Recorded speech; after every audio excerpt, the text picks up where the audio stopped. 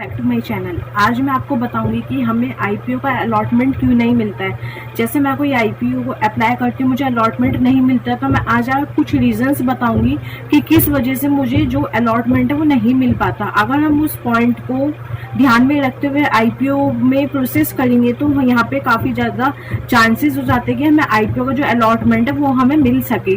तो मैं one by one कुछ पॉइंट्स को एक्सप्लेन करूँगी, फिर जिसकी वजह से मैं आगे जाके अगर आईपीओ में अप्लाई करती हूँ तो मैं उन पॉइंट्स को अपने माइंड में रखते हुए मैं अच्छे से उन पॉइंट्स को याद रखते हुए अपने आईपीओ में अप्लाई कर सकती हूँ। तो जैसे मैं पहले पॉइंट की बात करूँ तो जो यहाँ पे कुछ रिटेल इन्वेस्टर्स हैं वो क्या करते हैं, आईपीओ में जो दो अमाउंट होते हैं, प्राइस बैंड होता है, एक लोअर प्राइस बैंड, एक higher price band.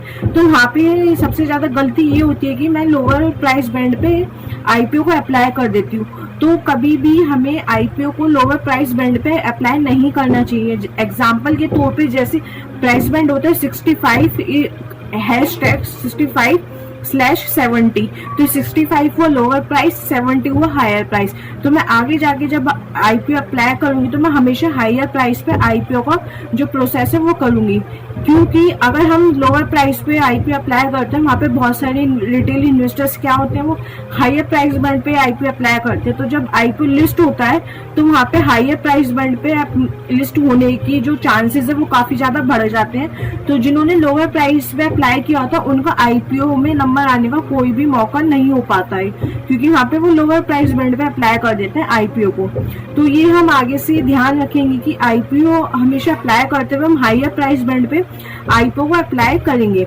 Second point आते हैं कि हमें यहाँ पे देखने को मिलता है कि जैसे मेरे सपोज कोई अकाउंट है, मैं 2-3 अकाउंट से आईपीओ का प्रोसेस कर देती हूँ, या मैं एक अकाउंट से जब आईपीओ का प्रोसेस करती हूँ तो मैं वहाँ पे 2 से 3 लॉट डाल देती हूँ।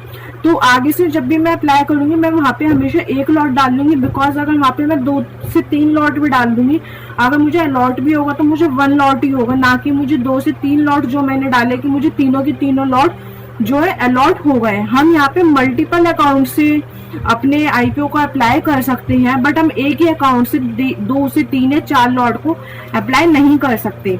जो मैं यहाँ पे थर्ड पॉइंट की बात करूंगी, थर्ड पॉइंट ये है कि हमें आईपीओ में कभी भी जो पहले दिन है, जैसे सपोज कोई आईपीओ आज ओपन हुआ है, उसकी लास्ट डेट है परसों की, तो हमें आज ही आईपीओ में अप्लाई नहीं करना चाहिए। हमें कम से कम 2 से 3 दिन का वेट करना चाहिए।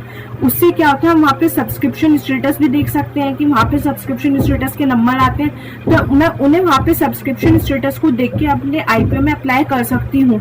अगर मैं पहले ही अप्लाई कर दूंगी तो मुझे इतना कुछ नहीं पता लगेगा कि आईपीओ कैसा है कैसा नहीं।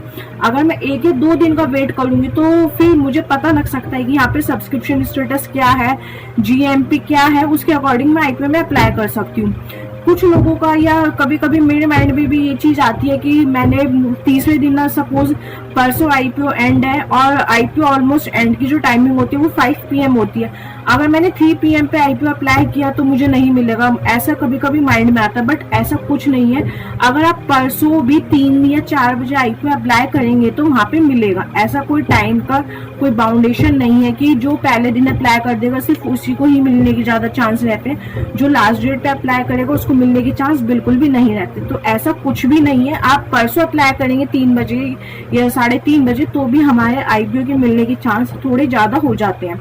अगर वहाँ पे मैं फोर्थ पॉइंट की बात करूँ, कुछ एसएमई आईपीओ होते हैं। एसएमई आईपीओ क्या होते हैं, जो बड़े आईपीओ होते हैं जिनका जो इन्वेस्टमेंट आता है 1 लाख या 1 लाख प्लस आता है। यहाँ पे जो होती है कंपनी जो होती है बड़े बड़े नंबर्स में जो है शेयर्स बांटती है।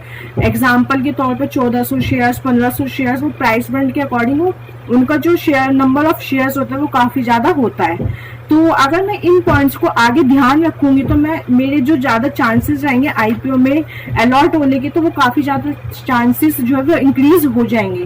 तो ये वीडियो सिर्फ एक एजुकेशनल पर्पस के लिए, अगर आप किसी भी आईपीओ में अप्लाई करना चाहते हैं तो आप अपना एनालिसिस भी करें।